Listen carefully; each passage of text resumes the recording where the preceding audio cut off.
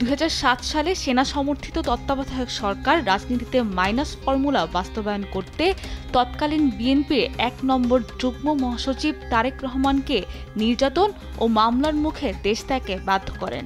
এরপর 2009 সালে আওয়ামী লীগ ক্ষমতাসীন হয়ে গত 15 বছরের সব মিলিয়ে 84টি মামলায় আসামি করেন তাকে। স্বৈরাচারী কায়দা বিএনপিকে নেতৃত্ব শূন্য করতে তারেক রহমানকে সাজাও দেয় বেশ কয়েকটি মামলায়।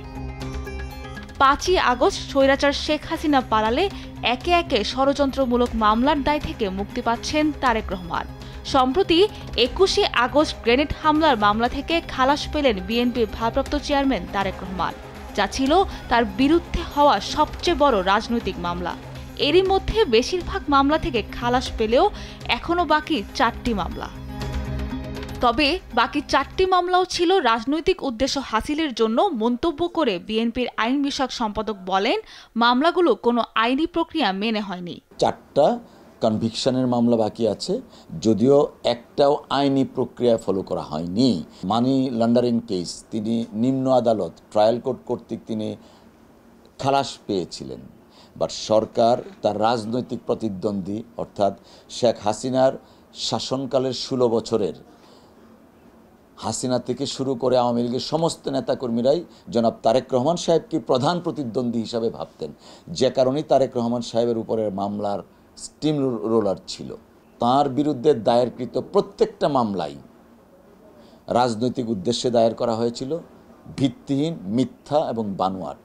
এত সত্ত্বেও যেহেতু তিনি আদালতের প্রতি আস্থাশীল, আইনের প্রতি শ্রদ্ধাশীল, রুল অফ লতে বিশ্বাসী, তিনি চান ওনার মামলাগুলো যেন আইনি প্রক্রিয়া নিষ্পত্তি হয়। বিগত ফ্যাসিস্ট সরকারের আমলে যারা এই মামলাগুলোকে মিথ্যা সাক্ষী ও বিচার বিভাগকে ব্যবহার করে সাজা দিয়েছিলেন, তাদের বিরুদ্ধে আইনগত ব্যবস্থা নেওয়ার কথাও জানান ব্যারিস্টার কায়সার কামাল। দেশনেত্রী বেগম খালেদা জিয়া এবং জনাব তারেক রহমান সাহেবকে যারা এই প্রক্রিয়ার সাথে সম্পৃক্ত, ওনাদেরকে নাজেহাল করার জন্য এবং মিথ্যাভাবে মামলায় ফাঁসানোর জন্য এই প্রক্রিয়ার সাথে যারা জড়িত ছিলেন, তাদের ব্যাপারে আমরা আইনগত পদক্ষেপ নিব। এটা আগের থেকে আমাদের একটা কমিটমেন্ট। কারণ হলো এইটা এই জন্যই যে জেনে শুনে কেউ মিথ্যা কাজটা করছে, অফকোর্স তাকে তো সেটা জবাবদিহিতায় আসতে লাগবে, আর না হলে তো আরেকজন আরেকদিন উৎসাহিত হবে যে হ্যাঁ আমি কারো বিরুদ্ধে মিথ্যা কথা বললে কাজ হয়ে যায়।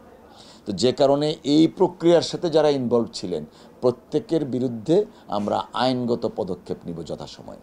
2008 সালের জামিনে মুক্তি পেয়ে যুক্তরাজ্যে যান তারেক রহমান। এরপর 16 বছর ধরে লন্ডনে আছেন বিএনপির এই শীর্ষ নেতা। পলাতক স্বৈরাচার জাতীয় জীবনের 15টি বছর কেড়ে নিয়েছে। সাবরিনা মজুমদার, দেশ টিভি, ঢাকা। ঠেলে দিয়ে দেশের জনগণের